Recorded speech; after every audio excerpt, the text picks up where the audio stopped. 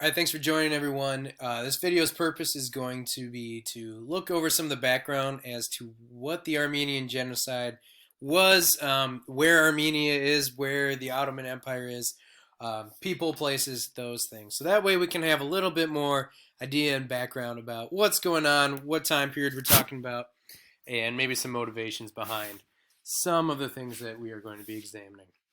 All right, so first we're going to look at the Ottoman Empire. So we got Ottoman Turkey is the place that we're talking about. You might remember this from our World War I unit when we looked at a place called the Ottoman Empire. They were one of the allies of Germany, of Italy, and Austria-Hungary in World War I. So let's take a look here. So the Ottoman Empire is a really old empire made up of several countries, mostly in Europe, but parts of the Middle East as well. So today we would kind of think of it as just Turkey. So we got Turkey right here on the map, but stretches over to parts of Greece, goes into Israel, goes into even where Iraq is, down to Egypt, and so on and so forth, all where the colors are. So it is founded in 1299.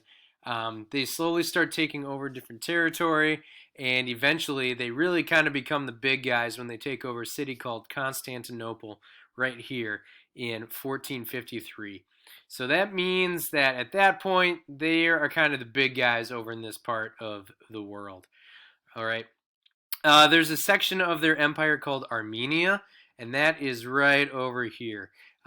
It's its own country today, but at the time it was just incorporated into this Ottoman Empire. They were really powerful during the 16th and 17th century, so the 1500s, the 1600s. They kind of controlled all the trade that was coming from China over to Europe. They control a big part of the Mediterranean Sea where there's a lot of trade going on, and they got a lot of money pouring in. So that's their story. Now the Armenians, on the other hand, they're an ancient people as well. They've lived in the same place for thousands of years, okay? Before the Romans, they were kind of in the same place there. They're also located at this intersection of these trade routes, so they also did make some money and have some power themselves. What kind of makes them unique, though, is they were the first nation to become Christian. So way back, I believe in the 300s it was, the 200s, they were the first nation to actually become Christian nation, so adopt this whole religion. Most of their neighboring countries, most of the rest of the Ottoman Empire is Islamic, so they're Muslim. That's where that difference is going to be. So here's another map. We've got Europe, Africa, Ottoman Empire, and here's the Armenian homeland, where this group of people lives right there. So the Ottoman government at this time, they have kind of a different system of government. They are divided into subgroups, like we would kind of have states for ourselves, but they divide it by religion instead. So all this green on this map would be Muslim population.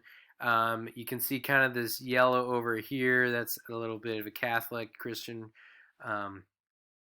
area. The blue is also a Eastern Orthodox Christian group, but these purple groups in here, they're the largest group of Christians overall.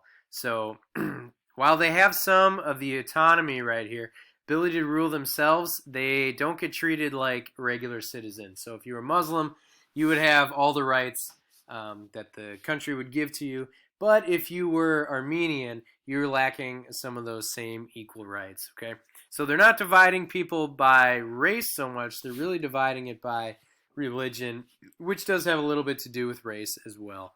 But not really the main part they're looking there. Okay, so once we get to World War I, the empire really isn't doing so well. They're really on their last legs, and the end of World War I is going to dissolve this empire. There's a lot of rebellions going on in their countries.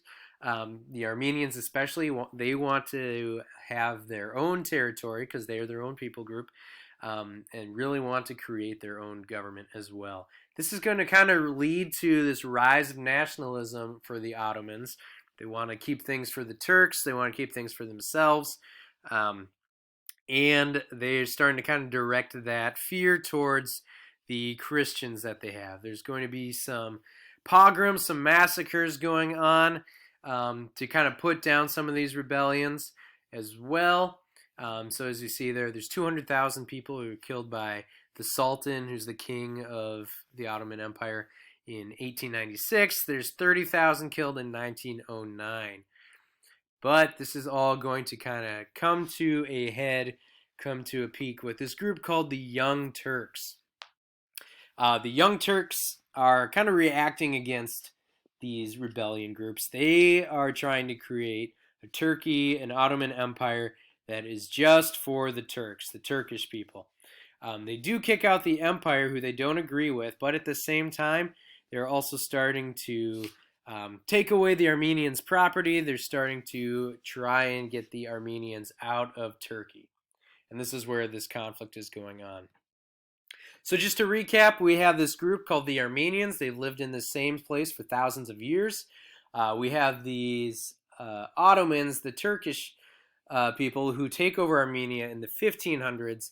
And then at World War I, they are starting to see these Armenians as a threat. The Armenians are also starting to see the Ottomans as a threat.